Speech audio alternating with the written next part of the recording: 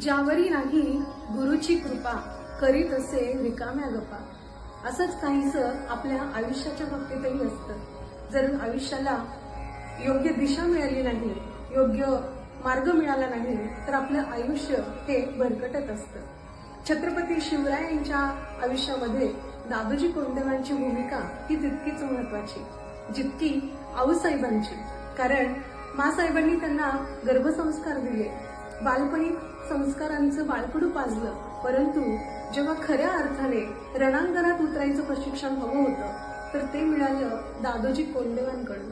कारण आदरणीय दादोजी कोंडदेवांनी छत्रपती शिवरायांना मार्गदर्शन दिलं ते रणांगणामधील युद्धनीतीचं, नेमबाजीचं, विविध युद्ध कौशल्यांचं. आणि हे करत असतानाच त्यांनी कधीही सोन्याच्या सिंहासनाची हाव करायला शिकवलं नाही. त्यांनी राजांच्या मनावर सदैव रयतेविषयी असलेला आत्मीयतेचा भाव हा जागविला आणि तसाच तो रुजू दिला, फुलू दिला.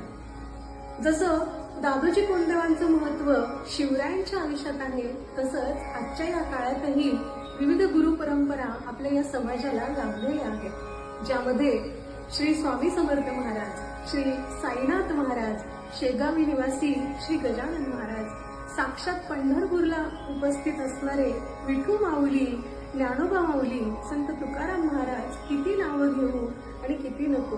कारण आपल्या आयुष्यात येणारं प्रत्येक असं व्यक्तिमत्व जे आपल्याला चांगली गोष्ट शिकवतं ते म्हणजे आपले गुरु असतात. मग अगदी लहान मुलापासून ते ज्येष्ठांपर्यंत, अगदी निर्जीव वस्तूपासून ते सजीवांपर्यंत सगळेच आपले गुरुस्थानी असतात. एखादी वनस्पती आपल्याला शिकवते की लवळ्यासारखी जर एखादी वनस्पती समुद्रामध्ये पाण्याच्या प्रवाहाबरोबर किंवा नदीच्या प्रवाहाबरोबर नम्रतेची भावना आपल्याला शिकवत असेल, तर ती देखील वेळ प्रसंगी आपला गुरुच ठरते, नाही का? लहान मुलगा एखादा जर आपण मोबाईलवरती, इन्स्टावरती व्हिडिओ स्क्रोल करत असू आणि तो आपल्याला सांगत असेल की थांब, बघू नकोस, डोळे खराब होते, व तो सुद्धा आपला गुरुच झाला.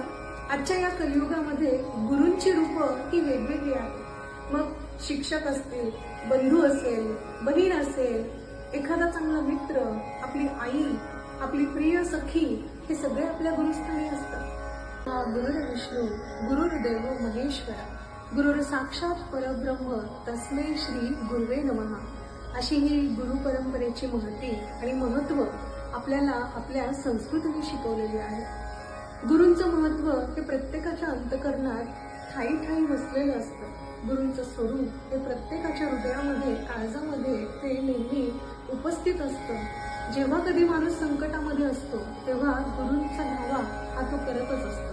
आणि गुरु नेहमी भक्तांच्या पाठीशी, शिष्यांच्या पाठीशी ते उभे राहतात. जसं की श्री स्वामी समर्थ महाराज भक्तांना सांगतात, भिवू नकोस, मी तुझ्या पाठीशी आहे.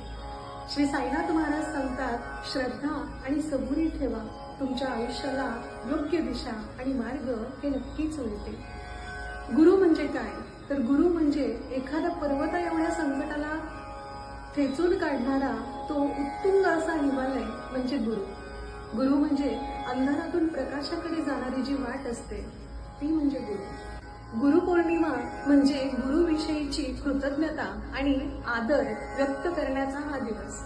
आषाढाची पौर्णिमा, या पौर्णिमेला जेव्हा चंद्र पूर्णत्वाला जातो, तसंच एखाद्या शिष्याचं आयुष्य हे पूर्णत्वाला नेण्यापर्यंतचं जे काही मार्गक्रमण असतं ते गुरु करत असतात. जसा प्रतिपदेचा चंद्र हा कलेकलेने वाढत जातो आणि तो वाढलेला चंद्र अतिशय खुलून दिपून दिसतो आकाशामध्ये, तसं एखादा शिष्य जेव्हा त्याचं उज्ज्वल भविष्य घडवतो तेव्हा तो तसाच चमकदार होतो. सोनं जर घ्यायचं असेल तर त्या सोन्याला आधी वितळावं लागतं. तसं गुरु हे शिष्याकडून तशी मेहनत करून घेतात आणि त्याचं फळ हे नक्कीच मिळत असतं. आजच्या या विज्ञानाच्या प्रगतीने कितीही प्रगती केली तरी देखील अध्यात्म हे माणसाच्या मनामध्ये रुजायलाच हवं. कारण जसं अर्जुनाला द्रोणाचार्य लाभले किंवा एकलव्यांना द्रोणाचार्य लाभले, तसंच आजच्या या कलियुगामध्ये शालेय पद्धतीमध्ये जे आपले शिक्षक वृंद असतात ते प्रत्येक विद्यार्थ्याला घडवत असतात, शिकवत असतात. त्यांच्यामध्ये चांगल्या विचारांची बीज ही पेरण्याचं काम शिक्षक वर्ग करत असतो.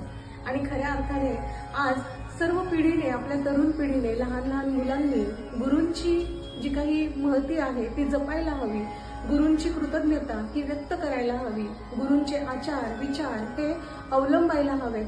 कारण गुरु हे कधीच चुकीचा सल्ला किंवा चुकीचं मार्गदर्शन हे करत नसतात. म्हणूनच म्हटलंय की गुरुसारखा जर पाठीराखा असेल तर ईश्वराचाही वरद असतं हा आपल्या डोईवर नक्कीच असतो.